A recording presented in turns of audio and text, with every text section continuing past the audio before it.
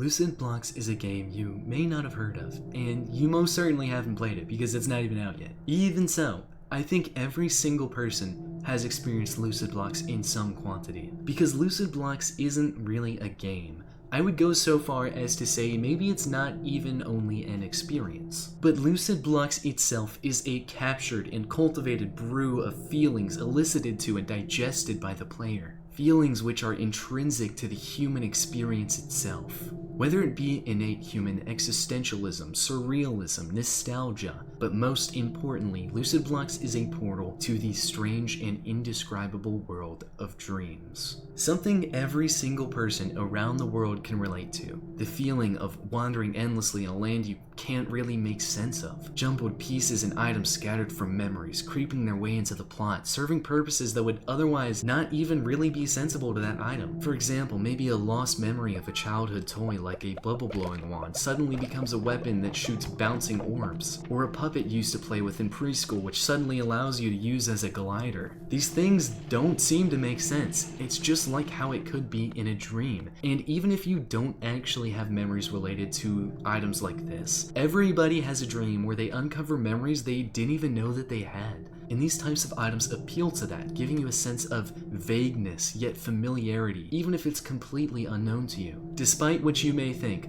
Lucid Blocks is nothing like Minecraft. It is not a Minecraft clone.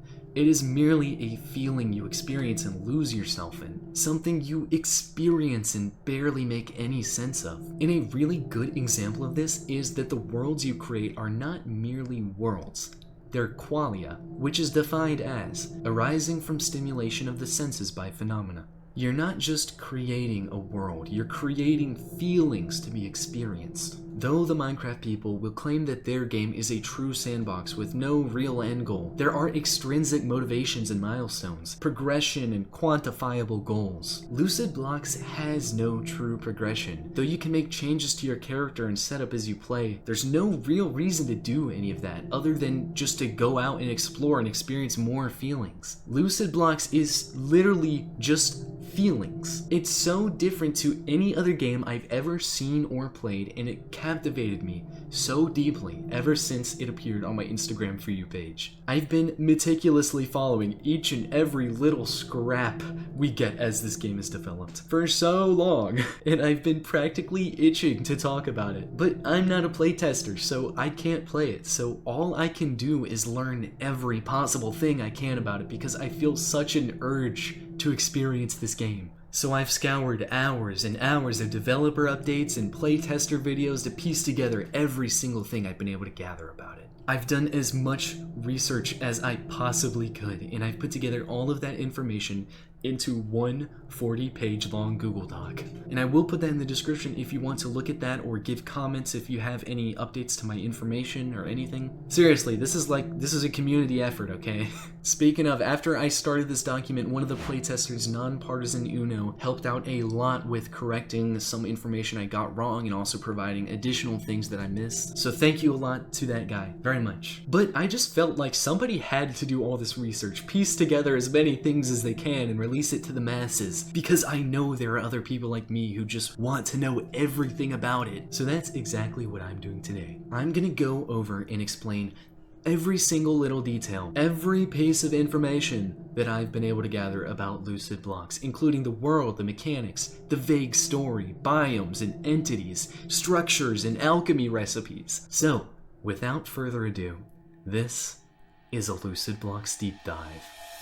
So, as I've mentioned, these are separated into categories, so generally I'll keep similar things close to each other. But I will start off more general to give you a sense of the world in the game itself. So I think first I'm going to talk about the anatomy of the world. The surface/divide. It seems that the world is divided. There's a clear surface to the world and many other biomes below it. It appears that some surface biomes can spawn under the surface. Some people, though, including the content creator Orange E, speculate that there may be another Lucid Blocks world under the main one that's essentially just another main world, but we're unsure if this is really another world or it's just another level with different biomes. Though from a lot of footage, it appears that there are a lot of biomes that only spawn under the surface. And the way this divide presents itself is essentially a very thick layer that's just flat and essentially serves as the sky for the undersurface areas. It's just a large flat ceiling. This is what you will reach if you basically dig straight down, and if you fall from here, you're most certainly dead. So there are ways to make it down safely, but it is very hard. Sometimes there are pillars that will connect to the ceiling, and you can find those. That's generally the best way, but if you're going to go down here, you most certainly need a grappling hook, and a glider would also help. The Buzzy Bee. Dying mechanics. Dying sends you very far from where you were when you died, and everything in your inventory is randomly combined together into various things, using the game's alchemy / crafting system. When you die, you also go to this weird, infinite, ethereal, bright, fractal thing, and you're prompted with some text, which is the same every time you die, but I don't think it's readable. Like, I don't think that's a real language, or maybe it's a language they made for this game and there's a way of deciphering it. Who knows? So, as I was saying, everything in your inventory is randomly apotheosized together and crafted into random things. This can result in a wide variety of seemingly random results. So whatever you have in your inventory just turns into a bunch of other stuff that may not even really seem related. This is, I think, essentially meant to discourage the idea of, like, Minecraft Forever Worlds. You're not really supposed to build and, like, make a base and that type of stuff. Lucid Blocks is a game about exploration and feelings, so you're not really meant to stop moving, I think. And I think this type of game design is only meant to enforce that. Geometrical shape in the sky.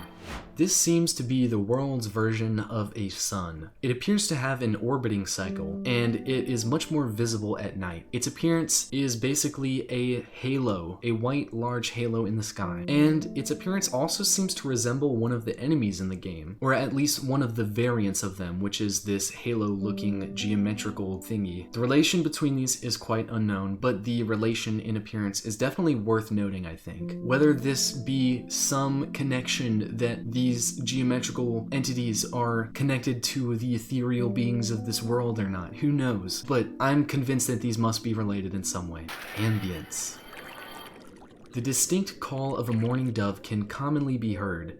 The sound of this bird is very commonly associated with nostalgia, which makes it unsurprising why it's included in this game. I think a lot of people have gotten extremely familiar with this bird, or at least the sound of it, because a lot of people grew up hearing this bird. It sounds like goo-wah, goo. Goo. I think you know what I'm talking about. You know what? I'll play the video. Why am I making the sound? This is what it sounds like.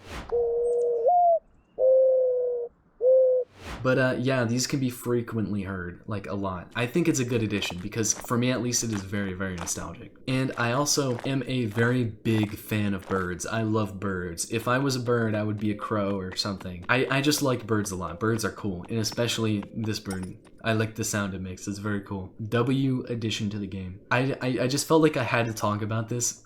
I don't know why, but I included this in my information about the world because it is very commonly heard while you're playing the game. And it definitely creates those peaceful moments where you're just kind of wandering. The story. The story appears to be about creation or destruction or trampling on holy ground, maybe? There seems to be important entities. One mentioned is the Diva or Deva. I don't know if it's Diva like Diva or not. But this also may have been renamed to the Lord because in other playtester footage I have seen this cutscene say the Lord instead of the Deva. Who knows though?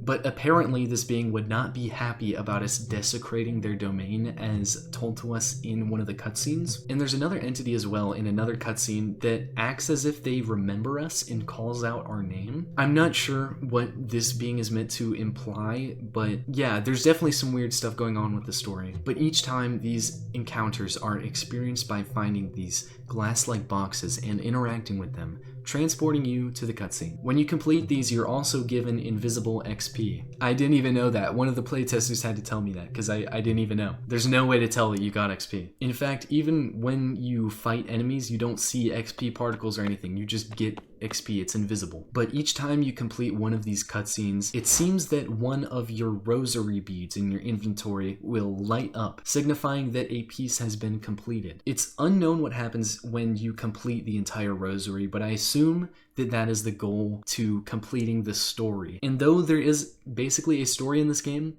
it's not the main goal. Like, the main thing is feelings. And honestly, the story plays into that because it definitely seems to lean into that heavily. But an important item to the story seems to be the leaky pendant, which points towards those glass boxes that are used to progress the story and enter those cutscenes. You can follow the direction of the particles that it emits to take you there, to one of those glass boxes. But that's basically everything I know about the story so far. Upgrade system. It appears that by attacking things, you can gain invisible XP that can trigger level ups, allowing you to increase one of your various stats. The stats include Bloom, Heart, Lung, Power, Speed, Slip, Mush, Leap, Fluid, Mass, Span, Hate, Lust, Faith. Yeah, what half of these do, I've got no clue. Some of them are self-explanatory, but not so much for others. Yeah, hold up bro, I gotta upgrade my Mush real quick. The entities.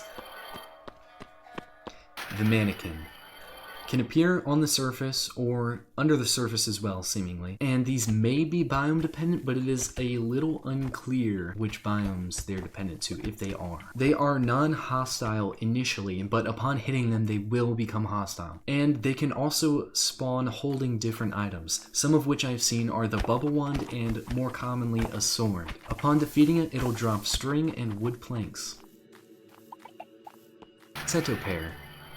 Non-hostile. It makes meowing noises. This is obviously a reference to a meme involving the popular Vocaloid character Kasana Teto. Spawns are kind of confusing. I've seen videos of it on the surface, but also in the weird fractal biome, so I'm not totally sure what the spawning patterns for this are. But it's very interesting. I'm pretty happy they included this. I don't know why, but it definitely adds to the vibe. Even though Tetopair is like a fairly somewhat recent meme, it's still in-game. The weirdness of it it just makes sense. It feels surreal.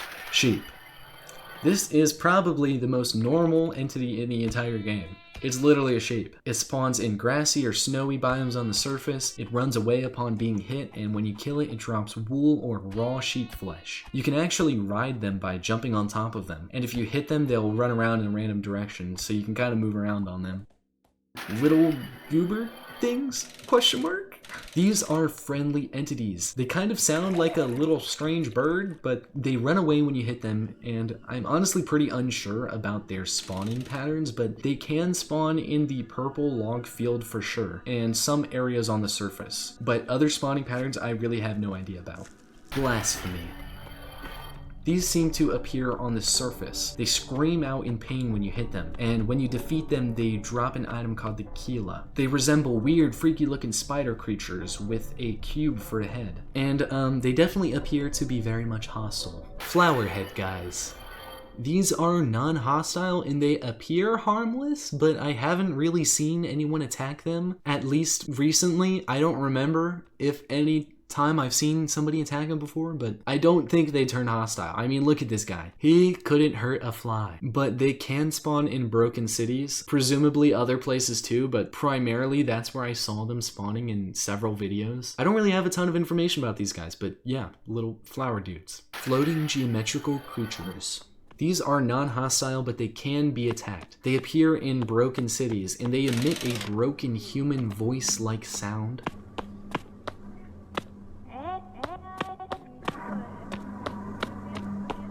They fly around seemingly randomly and spin around. They have a really odd digital looking pattern on their surface, but they appear glowing white though. And as I said earlier, the appearance of one of their variants seems to resemble the floating halo in the sky. Block spider. These can hide as normal blocks and then turn into a spider form when you get close. And then they start attacking you. Yeah, I'm a little afraid of spiders, so these things would haunt my nightmares. Even more so than blasphemy because of their disguise aspect, where you could just be walking along and suddenly a block turns into a spider. Yeah, no thanks. These appear very much hostile. Underwater creature.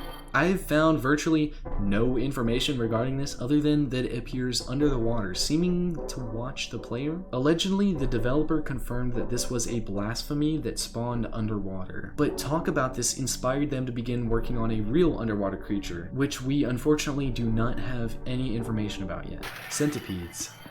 These are non-hostile, but can be attacked. They drop yellow balls when they're defeated. These guys are pretty cool, I'm not gonna lie, I like them a lot. They're little goobers. Nothing really super notable to say about them though, honestly. Hey guys, little break for my cat. This is the most dangerous enemy in Lucid Blocks.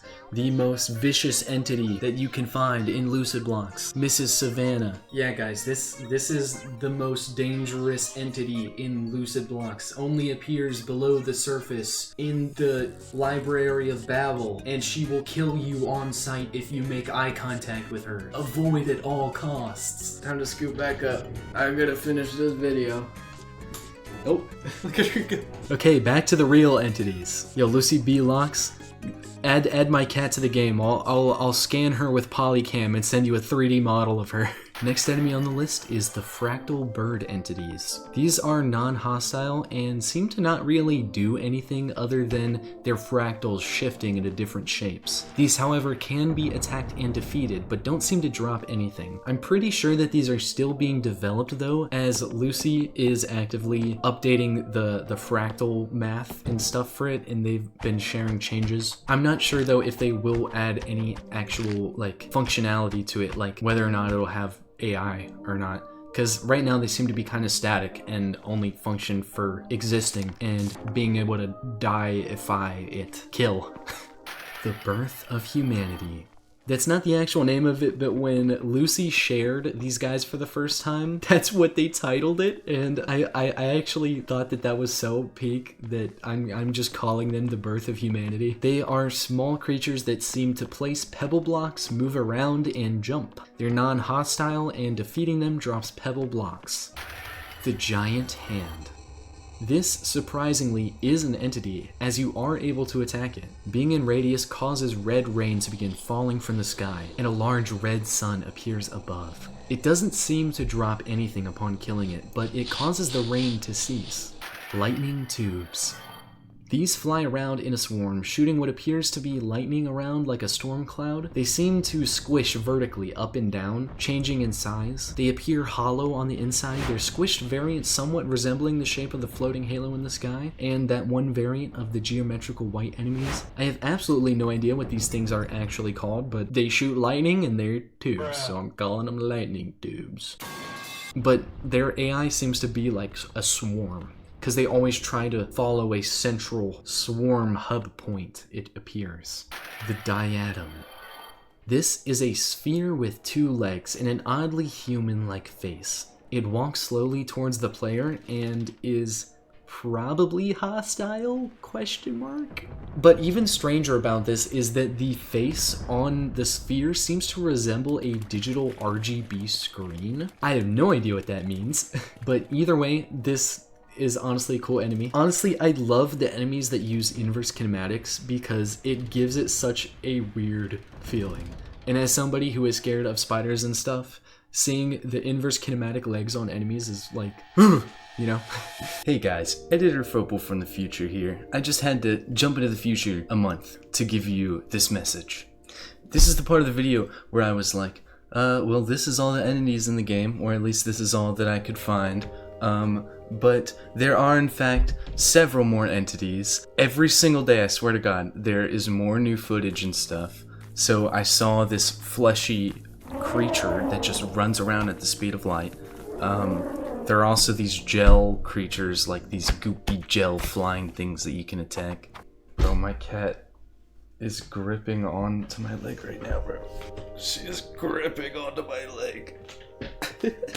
But basically, yeah, there are so many more entities in this game. I did cover most of them, but there are certainly very many more. But yeah, so that is all the entities right now that I have been able to find. Of course, Lucy B. Locks will probably be adding more. But yeah, I'm gonna leave it back to the past me to continue the experience. But now let's move on to the structures. Small houses.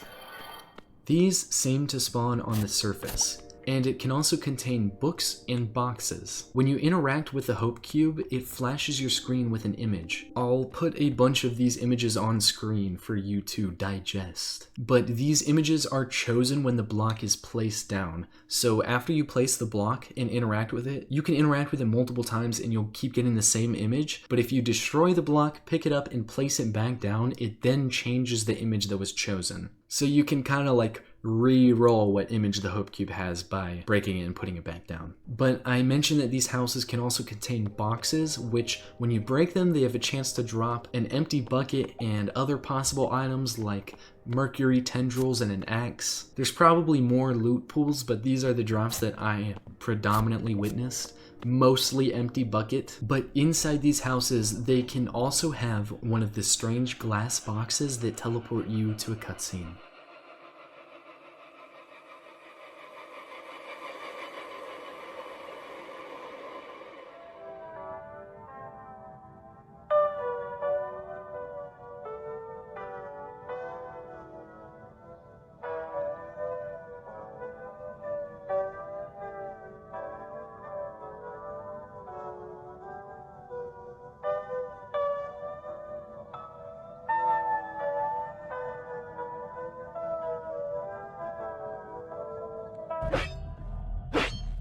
This cutscene, however, does not have any dialogue, only surreal visuals, a pulsating image that shifts in colors. The other cutscenes that I've witnessed all have some sort of dialogue and entity that you're speaking to. So this one is definitely an outlier, I think, unless maybe the dialogue ones are like few and far between and then they're predominantly the colorful ones. I don't know. I would answer that if I was a playtester, but I am not. Lesser towers. These are small towers that can appear around the map, but these seem different to the much larger towers that can also spawn, as they do not contain the items that those ones do. So with that said, let's get into the tall brick towers. These are very tall towers with hollow insides containing pots with useful crafting materials, and a block that can take you into one of the story cutscenes. So, as I mentioned, inside the tower is hollow and you'll find a bunch of repeating rooms that just have pots. This honestly seems to sort of resemble maybe a tomb or maybe a type of place where you would give offerings to a god in pots and stuff. That's what that's eliciting to me, but who knows? And honestly, the story for the cutscene in this area seems to corroborate that. But we'll get into that soon. From the pots, they can drop mana gel and string. They also drop various blocks like black sand and clay. This seems to be a really good way to get a grappling hook early if you find one of these, because you can craft mana gel and string together with the apotheosis to create the grappling hook, which is like absolutely like very nice to have for traveling. But other like more rarer drops are the clay axe and the snorkel. And the snorkel gives you plus 20 air if you equip it in your paraphernalia tab. I'd assume that there are other rare drops as well, but these are the only ones that I have witnessed. On the top of the tower, strangely enough, seems to be 4 tendril blocks with a strange swirling pattern. I'm not totally sure what these are or what they're meant to symbolize, but I haven't seen these blocks anywhere else. These seem to be exclusive to this structure. But near the top of the tower as well is one of the glass boxes that transport you to a cutscene. Interacting with them darkens the world and sends you into the cutscene with an entity.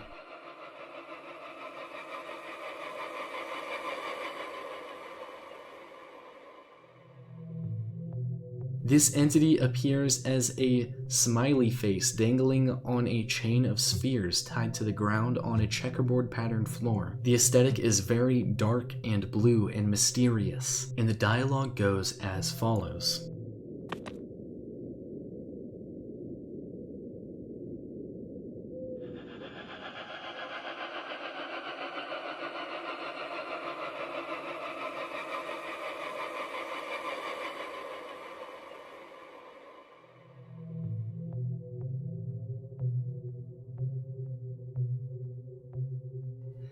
Do you believe that you're divine? I can see it in your filthy eyes. You build and you destroy, you summon and you slaughter, you fuse and you shatter.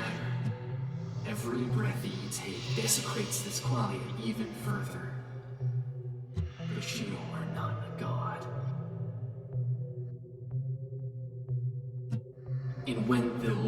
returns. I'm certain that you will be obliterated for your transgressions. After this cutscene, you're transported back out to the tower. It seems that completing this interaction lit up a bead on the player's rosary. I'm assuming that it is the end goal of the game's story to complete all of these interactions, lighting up each bead on your rosary. However, I'm not sure what actually happens when you do that. Gold sanctuaries.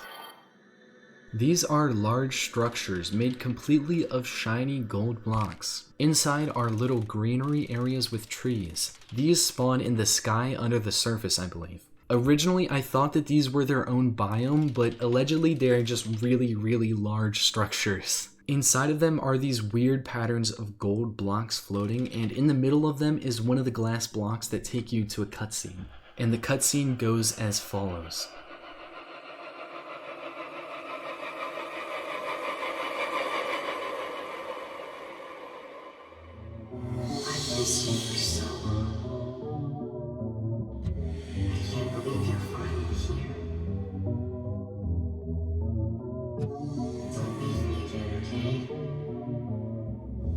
Player.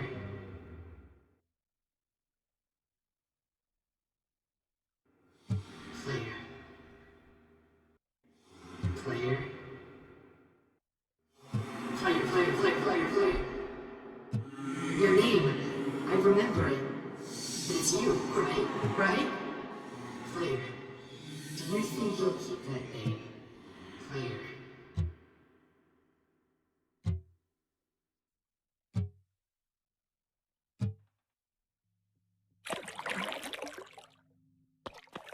And I said player because this appears to be substituted by the player's name, and allegedly this is taken from the user's name on their computer and not currently like an entered username or anything, which makes this even stranger. But what's really strange about this to me is that this entity seems to know who we are. It's really strange, and honestly this appeals to me to the idea of like memories that from a dream that like you don't have any recollection of, that seep their way into your dream. So like this could be something or like someone that we have experience with but we don't even remember, but you're encountering them again for the first time in ages in a dream. That's the feeling that this elicits to me. Yeah, I just have a lot of questions about this one, as it is so much different from the other cutscene that we got. But after this, the player is transported back out of the cutscene and to the gold sanctuary. And that's really about all I have to say for this biome. Definitely a very strange one.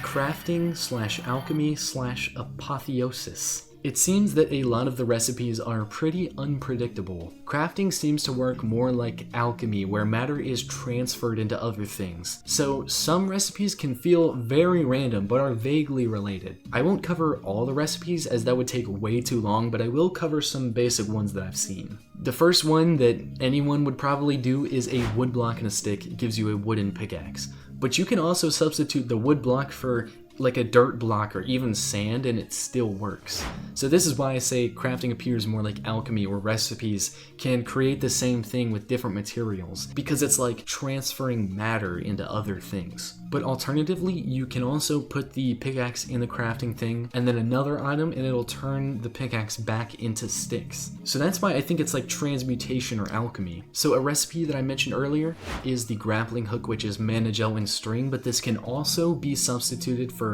a mercury tendril and wool. But for some equipable items you can craft, you can make a duck bracelet by combining sand and wool, and it gives you +5 air and +2 HP. Alternatively, you can put wool and a block together, which will give you a ribbon, which gives +3 HP. These are just some basic ones, but I'm sure there are tons of other craftable, equipable items. Putting a pulp block in a blue plastic block or meat plus hope cube equals a newt capsule. I'm not totally sure what that is. Maybe the little question mark goober guys are called newts, and maybe that's what used to spawn them. That's my theory. I didn't see them get used before, so I'm not totally sure, but that's just a theory. Okay.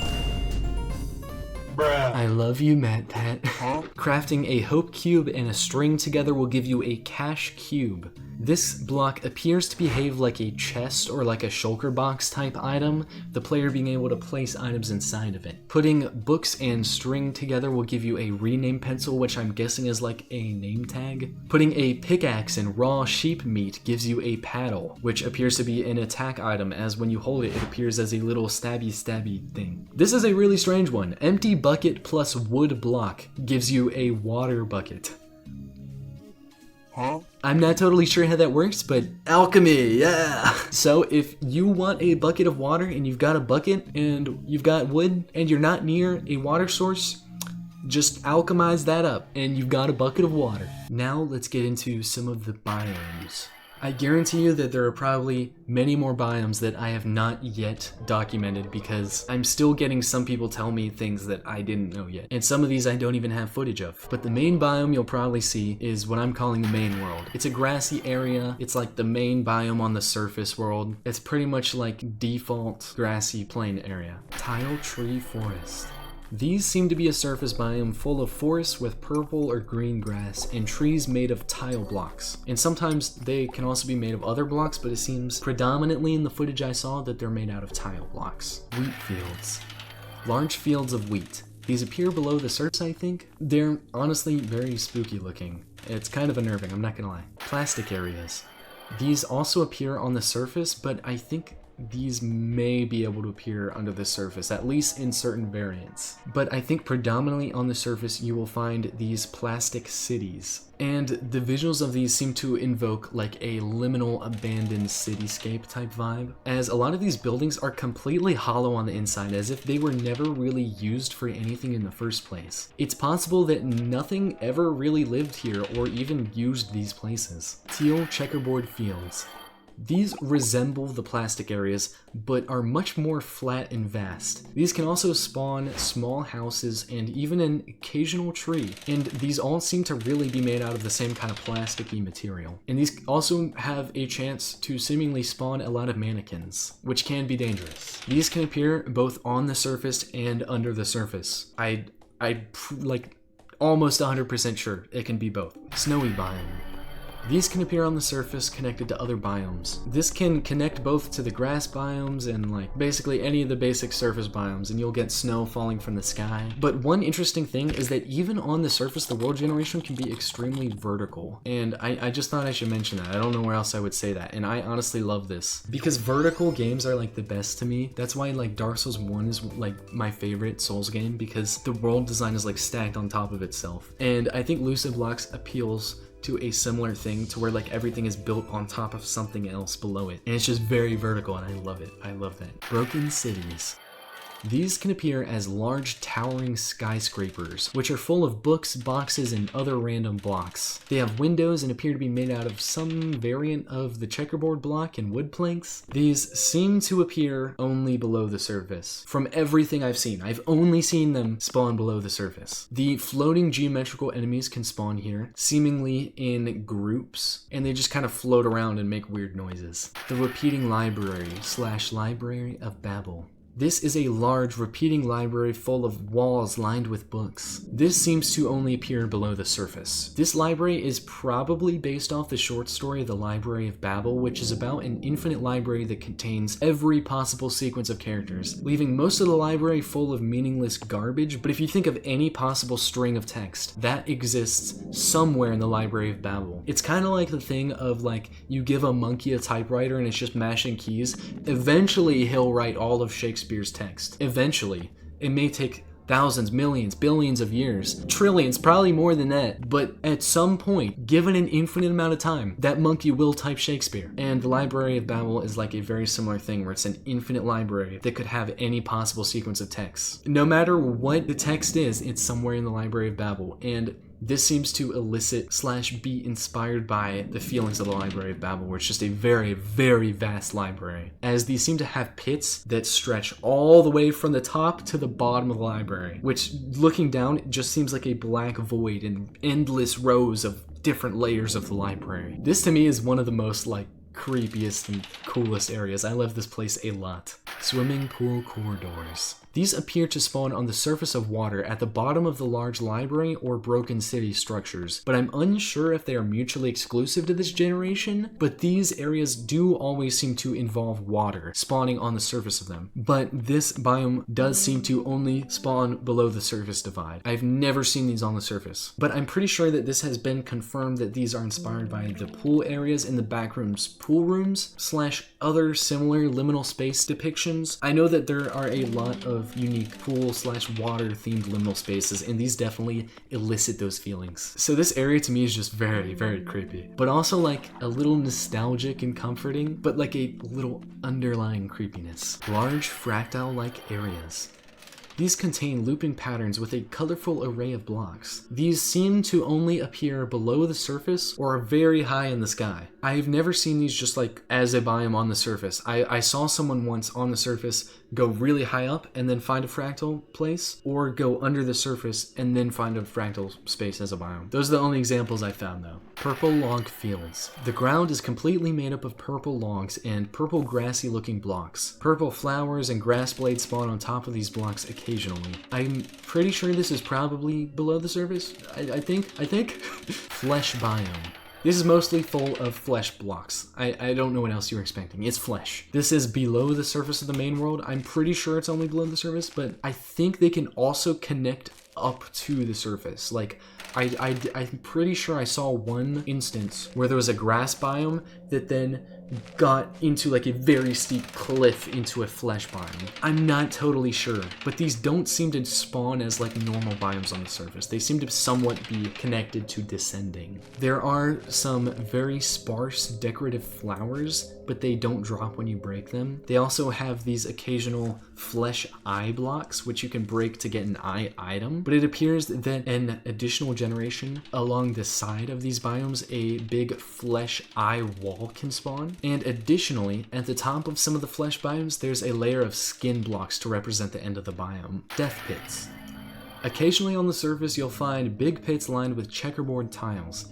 It seems that these pits also appear in the flesh biome, or maybe even just randomly around the entire world. But descending from these pits leads you falling for quite a while, but eventually you will hit ground, and this is, I think, a pretty easy way to get to the bottom of the surface, or like under the surface. Yeah, these are very dangerous though, so be careful. Checkerboard areas. These can seemingly appear anywhere in the world. The generation of these is very, very confusing to me, because I've seen these on the surface, I've seen these below the surface. The pits that you fall down are lined with checkerboards. It's very confusing. I don't understand the generation of these. But either way, I'm a sucker for checkerboard places. I like the feelings checkerboards elicit. So this one gets a W for me. I very much enjoy the random, indescribable checkerboard areas. Black Desert. Allegedly, going deep enough will allow you to encounter a biome made out of black sand blocks, but I don't have any footage or screenshots about this. I literally just got told this by that tester that I was talking about. Ambiguous block biomes. These seem to be their own biome, which is able to overtake other biomes, replacing their generation with ambiguous blocks. And there are many variations of ambiguous blocks, and they seem to be chosen somewhat randomly. They also seem to vary greatly in size. Like, there are some that are very small and then others that are ginormous. But an example of ambiguous blocks seeming to like replace other blocks is this one, where ambiguous blocks are spawning as part of the barrier dividing the surface and the areas below it. This is why I assume that they're able to replace any block in generation, for example, because it overtakes part of the forest in this image and even several of the trees. But I've also been told that this could be due to biome blending. However, I am leaning more towards the idea that it is taking over other blocks, because it seems to always follow the natural terrain of the surrounding areas and replace blocks in seemingly random spots, such as that example where it was under the surface divide. And additionally, because of these biomes varying so greatly in size, I think that's why it wouldn't have its own generation. Like, it doesn't have its own rules for changing the terrain. I'm pretty sure it just replaces things. That's my theory. Okay. That could not be true. It could just be the biome blending. But I'm leaning more towards that it's like taking over other places. And I think that would be cooler anyways. I don't know. Consider that my little fanfic crack pipe theory. I don't know. But anyways, yeah, this is basically all of the information that I've been able to gather on Lucid Blocks. Like, all of it. This game, like, there's not a lot of tester footage online. There's very few videos.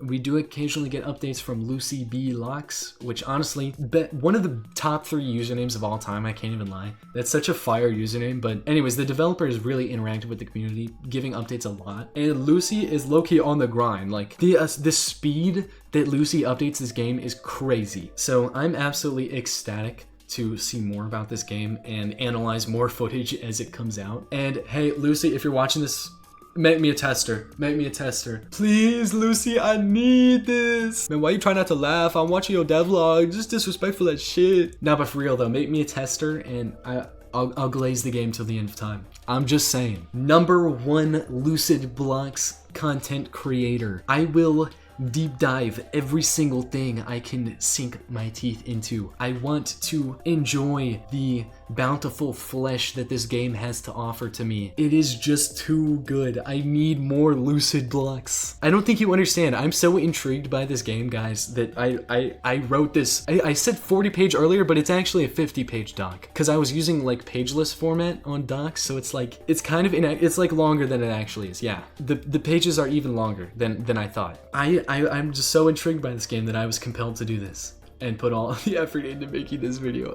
This is how much I'm a Lucid Blocks glazer. I'm very, very much looking forward to playing this game. I need it now. And hopefully, to some of you that maybe aren't familiar with Lucid Blocks, hopefully this actually got you interested in it if you didn't really know much about it, or like, I know a lot of people sometimes just think it's a Minecraft clone, but hopefully this video would maybe teach some people what the game is actually about, because it's really obvious to me that this is a very, very unique passion project that a lot of love is being poured into. Anyways, that's basically like everything I have to cover. I will drop the Lucid Blocks Discord server in the description if you want to stay involved with their updates and stuff. But I also have a Discord for my own community and stuff. If you want to join it, you don't have to. I post about my own games that I make and stuff. Hey guys, I just wanted to pop in for the future again, and the cat is here too. Hello. But I just want to say I also have a Patreon in the description. I make basically exactly $0 from doing YouTube, so this is the absolute best way you could support my ability to keep creating content, as these super long video essays take so much work. This video took like 2 months to make. Like I said, I make no money off my videos. I'm not monetized yet. I'm about 600 watch hours away, which isn't a lot actually. Out of 3,000, we're at 2,400, so we just need 600 more watch hours. So if this video pops off with the algorithm, please YouTube gods, then I could get monetized soon. But at the moment, I'm making $0 from YouTube. So if you have the ability, please consider supporting me on Patreon. But if you do not, please just leave a like and subscribe and maybe drop a comment. Those are the best ways you could help me out on this whole YouTube thing. So thank you so much, and I'll leave it back to past me to finish things off. But yeah, so thank you guys for watching. I really don't have that much else to talk about. I do have another video that I did talk about Lucid Blocks in before, so if you want to watch that, go check that out on the screen now. Either here or here, probably, I'd assume. But yeah, thank you, and I'll see you guys next time.